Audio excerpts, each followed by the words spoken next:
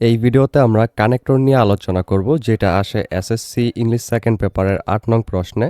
এছাড়াও এটা কিন্তু এইচএসসিতে আসে ইংলিশ সেকেন্ড পেপারেই। আজকে যদি তোমরা এই ভিডিওটা দেখো তাহলে 100% তোমাদেরকে শিওর দিতে পারি যে এইখানে তোমাদেরকে 5-এ 5 পাওয়া ইনশাল্লাহ কেউ আটকাতে পারবে না। তোমরা 5-এ 5 পাবেই পাবে, কারণ যত রুলস থেকে এখানে তোমাদেরকে কোয়েশ্চেন করা হয় বোর্ডে, ওই সকল রুলস আমরা এখানে ক্লিয়ার করে দিব।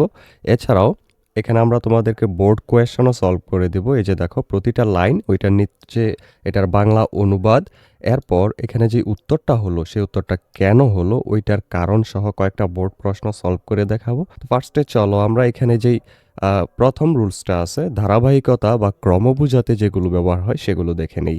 ঘটনার পর্যায়ক্রম বুঝাতে এই লিঙ্কার্সগুলো বাক্যের শুরুতে ব্যবহৃত হয়। প্রথমটা হলো ফার্স্টলি অথবা অ্যাট ফার্স্ট। এটার অর্থ হলো প্রথমত। ব্যবহার কোনো তালিকার প্রথম পয়েন্ট শুরু করতে এটা ব্যবহার করা হয়। এগুলো আমরা কিন্তু এই যে বোর্ড কোয়েশ্চেন যখন সলভ করব ওইখানে আমরা দেখাবো কখন এগুলো ব্যবহার করা হয়। তোমরা এখন শুধু অর্থটা মনে রাখো এবং ব্যবহারটা কখন হয় সেটা মনে রাখো। এরপর সেকেন্ডলি বা থার্ডলি, দ্বিতীয়ত বা তৃতীয়ত, এটার ব্যবহার হলো পরবর্তী পয়েন্টগুলো ধারাবাহিকভাবে বলতে। যেমন প্রথমে তো বললাই ফার্স্টলি অথবা অ্যাট ফার্স্ট, এরপর দ্বিতীয় আরেকটা পয়েন্ট বলতে সেকেন্ডলি, তারপর তৃতীয় আরেকটা বলতে থার্ডলি, এরকম। আবার যদি 4 নাম্বার বলো তাহলে ফোর্থলি, এরকমভাবে বলবে। এরপর নেক্সট, দেন আর আফটার দ্যাট, এগুলোর মানে হলো তারপর এবং এরপর। এগুলোর ব্যবহার একটি কাজের পরের কাজ বোঝাতে এগুলো ব্যবহার করা হয়। এগুলো আমরা ক্লিয়ারলি এখানে দেখব যখন আমরা বোর্ড কোয়েশ্চেন সলভ করব। এরপর শেষেরটা হলো ফাইনালি বা লাস্টলি, পরিশেষে বা সর্বশেষে। এটার ব্যবহার হলো আলোচনার শেষ পর্যায়ে বা শেষ পয়েন্টে বোঝাতে এটা ইউজ করা হয়। এরপর দ্বিতীয় রুলসের বক্সটা হলো অতিরিক্ত তথ্য যোগ করতে। আগের কথার সাথে নতুন কোনো তথ্য যোগ করতে এই লিঙ্কার্সগুলো বসে। ইংরেজি প্রথম ও দ্বিতীয় পত্র নিয়ে এখনো কি দুশ্চিন্তায় আছো? তাহলে এই সারপ্রাইজটি শুধুই তোমার জন্য।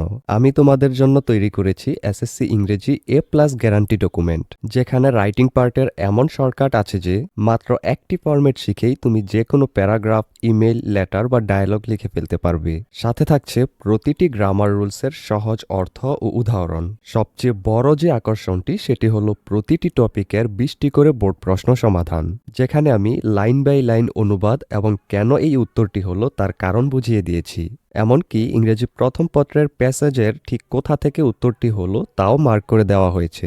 999 টাকার এই কোর্স অফার মূল্যে 2 পেপার একসাথে পাচ্ছ মাত্র 399 টাকায়। খেয়াল করে দেখো, কোনো স্যারের কাছে 1 মাস প্রাইভেট পড়লেও কমপক্ষে দিতে হবে 1000 টাকা, কিন্তু 1 মাসে তুমি স্যারের কাছে প্রাইভেট পড়ে এত মানুষের মাঝে কিছুই শিখতে পারবে না। কিন্তু আমার এই ডকুমেন্টটি মাত্র 399 টাকায় কিনলে ইংরেজির উভয় পত্রেই পাচ্ছ A+ এর গ্যারান্টি। তাই আর দেরি না করে এখনই স্ক্রিনে দেওয়া নাম্বারে বিকাশ বা নগদে 399 টাকা সেন্ড মানি করে এই নাম্বারেই হোয়াটসঅ্যাপে মেসেজ দাও। সাথে সাথেই তোমাকে ডকুমেন্টের লিঙ্ক দিয়ে দেওয়া হবে। নিশ্চিত A+ এর প্রস্তুতি শুরু হোক আজই। আরও বিস্তারিত জানতে ডেসক্রিপশনে দেওয়া লিঙ্কে ক্লিক করে পুরো ভিডিওটি দেখে নিতে পারো। এবার চলো ভিডিওতে ফেরা যাক। প্রথমটা হলো অ্যান্ড অর্থ তোমরা অবশ্যই জানো, এবং এটার ব্যবহার হলো দুটি সমজাতীয় শব্দ বা বাক্য যুক্ত করতে। এরপর মোর ওভার বা ফার্দার মোর, এর অর্থ হলো অধিকন্তু বা তাছাড়া। আগের তথ্যের চেয়ে আরও গুরুত্বপূর্ণ কিছু যোগ করতে এগুলো ব্যবহার করা হয়। এরপর ইন এডিশন এবং বিসাইডস, এর অর্থ হলো এছাড়াও। এটার ব্যবহার হলো অতিরিক্ত তথ্য দেওয়ার ক্ষেত্রে।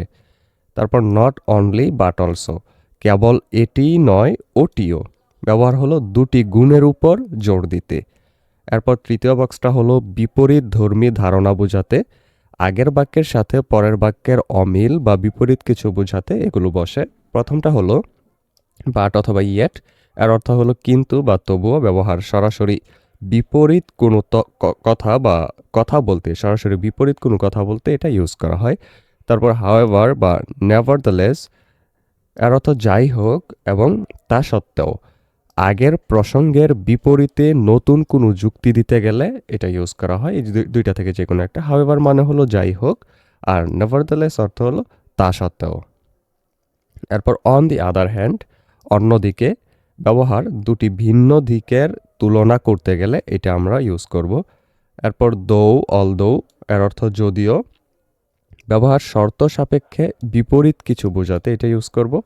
এরপর ইনস্টিড অফ অর্থ পরিবর্তে, ব্যবহার একটির বদলে অন্যটি বোঝাতে। এরপর 4 নাম্বার কারণ ও ফলাফল বোঝাতে, যেটা কোনো ঘটনার কারণ বা তার ফলে কি হলো তা বোঝাতে এগুলো ব্যবহার করা হয়। প্রথমটা হলো বিকজ অথবা অ্যাজ অথবা সিন্স, এটার অর্থ হলো যেহেতু অথবা কারণ। ব্যবহার বাক্যের শুরুতে বা মাঝখানে কারণ দর্শাতে এটা ইউজ করা হয়। এরপর সো, দেয়ারফর তাই অথবা অতএব, কোনো ঘটনার ফলাফল বা সিদ্ধান্ত বোঝাতে গেলে এটা ইউজ হয়। এরপর অ্যাজ এ রেজাল্ট বা কনসিকুয়েন্টলি, এর অর্থ ফলে অথবা ফলশ্রুতিতে। দীর্ঘমেয়াদী কোনো প্রভাব বুঝাইতে গেলে এটা ইউজ করা হয়। তারপর দ্যাটস ওয়াই অথবা ফর দিস রিজন, এর অর্থ এ কারণেই, এটা ইউজ হয় নির্দিষ্ট কোনো কারণের উপর জোর দিতে গেলে। এরপর 5 নাম্বার যেটা উদাহরণ ও ব্যাখ্যা দিতে গেলে, কোনো বিষয় পরিষ্কার করার জন্য উদাহরণ দিতে এগুলো বসে। যেমন ফর এক্সাম্পল বা ফর ইনস্ট্যান্স, এটার অর্থ হলো যেমন অথবা উদাহরণস্বরূপ। ব্যবহার হলো কোনো তালিকার উদাহরণ দিতে। এরপর সাচ এজ বা লাইক, এটার অর্থ হয় যেমন বাক্যের মাঝখানে নির্দিষ্ট জিনিসের নাম বলতে। এরপর নেমলি বা দ্যাট ইজ টু সে, এর অর্থ অর্থাৎ কোনো বিষয়কে আরও স্পষ্টভাবে ব্যাখ্যা করতে। এরপর ইনফ্যাক্ট বা অ্যাকচুয়ালি, এর অর্থ হলো প্রকৃতপক্ষে। ব্যবহার প্রকৃত সত্য বা তথ্য তুলে ধরতে এটা ইউজ করা হয়। এরপর শর্ত আর সময় বোঝাতে যেগুলো ইউজ করা হয়, ইফ অথবা আনলেস ইউজ করা হয় যদি বা যদি না অর্থে। ব্যবহার হলো কোনো শর্ত আরোপ করতে গেলে। এরপর ওয়াইল অথবা ওয়েন, এর অর্থ যখন। ব্যবহার হলো দুটি কাজ একই সময়ে ঘটা বোঝাতে গেলে। এরপর অ্যাজ সুন অ্যাজ, মাত্রই বা সাথে সাথেই। একটি কাজ হওয়ার সাথে সাথে অন্যটি হওয়া বুঝাইতে গেলেই অ্যাজ সুন অ্যাজ ইউজ করা হয়। এরপর আনটিল অথবা টিল, পর্যন্ত বা যতক্ষণ না, এটার ইউজ হয় সময়সীমা নির্ধারণ করতে। আশা করি তোমরা এই রুলসগুলো বুঝতে পেরেছ। এটা আমরা আরও ক্লিয়ার হব যখন আমরা একটু পরেই বোর্ড কোয়েশ্চেন সলভ করব। এরপর 7 নাম্বারটা উপসংহার বা সারসংক্ষেপ বুঝাইতে গেলে যেগুলো ইউজ করা হয় সেগুলো হলো ইন শর্ট অথবা ইন ব্রিফ, অর্থ হলো সংক্ষেপে। ব্যবহার হলো পুরো কথাটি এক কথায় বলতে। এরপর টু সাম আপ অথবা ইন কনক্লুশন, পরিশেষে, আলোচনার একদম শেষ টানতে গেলে এটা ইউজ হয়। এরপর অ্যাবাভ অল, সর্বোপরি, সব কথার চেয়ে প্রধান কথাটি বলতে গেলে এটা ইউজ হয়। একটা পরামর্শ আছে, সেটা হলো কানেক্টরস এর ক্ষেত্রে বাক্যের অর্থ বোঝা সবচেয়ে জরুরি। বাক্যের অর্থ বুঝলে এখানে 5-এ 5 পাওয়া পানির মতো সহজ। আশা করি তোমরা অবশ্যই বুঝতে পারতেছো এখানে কি বোঝাচ্ছে বাক্যের অর্থ বোঝা বলতে। মানে তুমি যদি বাংলায় ওই বাক্যটা ট্রান্সলেশন করে বুঝতে পারো যে আসলে বাক্যটার মানেটা কোন দিকে যাচ্ছে, তখন কিন্তু তুমি কোন কানেক্টরটা এখানে বসবে সেটা কিন্তু সহজেই নিজেই বুঝে ফেলতে পারবে। দেখো আমরা এখন বোর্ড কোয়েশ্চেনগুলো সলভ করি। প্রথমে আমরা ঢাকা বোর্ড এবং সিলেট বোর্ড 2015, এটা সিলেট বোর্ডে আসছিল 2015-তে, ঢাকা বোর্ডে আসছিল 2024-এ। খুবই একটা গুরুত্বপূর্ণ প্রশ্ন এটা, তাহলে বুঝতে পারলাম যেহেতু দুই বোর্ডে আসছে। এবার চলো এটা দেখে নিই। ফার্স্টটা, it is known to all that gold is a valuable metal, এর অর্থ হলো এটি সবার জানা যে সোনা একটি মূল্যবান ধাতু। এখানে কারণটা কি, দ্যাটটা কেন বসলো? কোনো তথ্য বা সত্যকে পরিচিত করানোর জন্য লিঙ্কার হিসেবে দ্যাট ব্যবহৃত হয়। আশা করি বুঝতে পারছো এখানে কিন্তু স্বর্ণ যে একটা খুব ভ্যালুয়েবল বা মূল্যবান ধাতু সেটা কিন্তু পরিচয় করানো হচ্ছে। এই কারণে নোন টু অল দ্যাট দিয়ে তারপর বাকি যে কথাটুকু সেটা বলা হয়েছে। এরপর there are many metals cheaper than gold though they look like it, সোনার চেয়ে সস্তা অনেক ধাতু আছে যদিও সেগুলো দেখতে সোনার মতোই। এরপর though they glitter for sometimes they fade away in the long run, এখানে অর্থটা খেয়াল করো, যদিও সেগুলো কিছুক্ষণ ঝিলমিল করে পরিশেষে সেগুলো বিবর্ণ হয়ে যায়।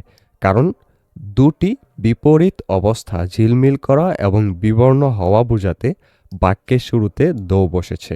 তোমরা একটু খেয়াল করো তো বাক্যের অর্থটা কোন দিকে যাচ্ছে। প্রথমে বলছে যে দে গ্লিটার ফর সামটাইমস, তারা কিছু সময়ের জন্য ঝিলমিল করে, খুব আকর্ষণীয় দেখা যায়, they fade away in the long run, এবং এগুলো একটা সময় শেষ হলে বিবর্ণ হয়ে যায়, দেখতে খারাপ হয়ে যায়, রং উঠে যায়।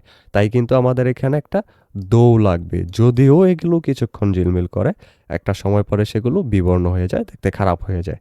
আশা করি তোমরা এই লাইনের অর্থটা যে বুঝতে পারলা। এখন আমরা অনুবাদ তো দিয়ে দিলাম। এই যে দেখলা কেন এটা হলো, তোমরা কিন্তু বুঝে ফেলতে পারতেছো যে বাক্যের সাথে মিলে গিয়ে এখানে দোটা ইউজ হয়েছে। এরপরটা দেখো, in our society there are always many people who are outwardly very gentle and polished. আমাদের সমাজেও এমন অনেক মানুষ আছেন যারা বাহ্যিকভাবে খুব ভদ্র এবং মার্জিত। এখানে যে হু ব্যবহার করা হলো কারণ হলো কোনো ব্যক্তি বা ব্যক্তিবর্গকে নির্দেশ করতে রিলেটিভ প্রোনাউন হু লিঙ্কার হিসেবে বসে। তুমি দেখো তো এখানে কিন্তু ওই যে লোকগুলো সোসাইটির মধ্যে যেগুলো খুব ভালো দেখতে দেখা যায়, খুব মার্জিত ভদ্র মনে হয়, ওই লোকগুলোকে কিন্তু এখানে পরিচয় করানো হচ্ছে। এই কারণে এখানে এই যে এটাকে বলা হয় হলো রিলেটিভ প্রোনাউন লিঙ্কার হু। এই হু দিয়ে কিন্তু তাদেরকে এইখানে পরিচয় করানো হয়েছে। এরপর later on, their real identity is revealed because they do not exercise moral value. পরবর্তী সময়ে তাদের প্রকৃত পরিচয় প্রকাশ পেয়ে যায় কারণ তারা নৈতিক মূল্যবোধ চর্চা করে না। কোনো ঘটনার কারণ দর্শাতে লিঙ্কার হিসেবে বিকজ বা অ্যাজ ব্যবহৃত হয়। এখানে কিন্তু কারণটা বোঝানো হচ্ছে, কোনো একটা ঘটনার কারণ দেয়া হচ্ছে যে পরবর্তী সময়ে তাদের প্রকৃত পরিচয় প্রকাশ পেয়ে যায়, কারণ হলো তারা নৈতিক মূল্যবোধ চর্চা করে না। এটা হলো কারণ, এই যে এই কাজটা হয় তাদের পরিচয়টা প্রকাশ পেয়ে যায় সেইটা।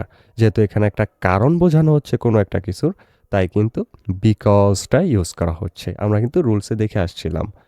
এরপর that's why people say all that glitters is not gold. সে কারণেই লোকে বলে চকচক করলেই সোনা হয় না। এখানে কিন্তু দ্যাটটা ইউজ করা হয়েছে, এই পুরোটা একটা প্রবাদ বাক্য, ঠিক আছে? এটি একটি বিখ্যাত প্রবাদ বাক্য যেখানে প্রবাদটির পূর্ণতা দিতে দ্যাট ব্যবহৃত হয়। এটা কিন্তু অলওয়েজ তোমাদের মুখস্থ রাখতে হবে। এখানে কিন্তু কোনো রুলস নেই এই লাইনটার মধ্যে, এতটুকুর মধ্যে কোনো রুলস নেই। এটা হলো একটা প্রবাদ বাক্য যেটা মুখে মুখে মানুষের মুখে মুখে চলে আসছে, এবং অলওয়েজ এখানে দ্যাট বসে যে all that glitters is not gold. এই কারণে আমরা এখানে দ্যাট বসাবো। আশা করি তোমরা এটা বুঝতে পেরেছ। এই ভিডিওটি আমরা এখানেই রেখে দিচ্ছি। পরবর্তী ভিডিওতে আমরা তোমাদের জন্য যেই পরবর্তী ইয়েটা আছে প্রশ্নটা, পাংচুয়েশন অ্যান্ড ক্যাপিটালাইজেশন, অর্থাৎ ছোট হাতের লেখা, দাড়ি কমা, এগুলো নিয়ে কিন্তু আলোচনা করব। ওই ভিডিওটা পেতে হলে অবশ্যই চ্যানেলটিকে সাবস্ক্রাইব করে রেখো, এবং এর আগের ভিডিওটিতে কিন্তু আমরা তোমাদেরকে 7 নং প্রশ্নের যেই কোয়েশ্চেনটা আসে প্রেপোজিশন দিয়ে গ্যাপ ফিলিং করা, ওইটার রুলস নিয়েও আলোচনা করেছিলাম। ডেসক্রিপশনে লিঙ্ক দেওয়া থাকবে, তোমরা সেখান থেকে দেখে নিতে পারো।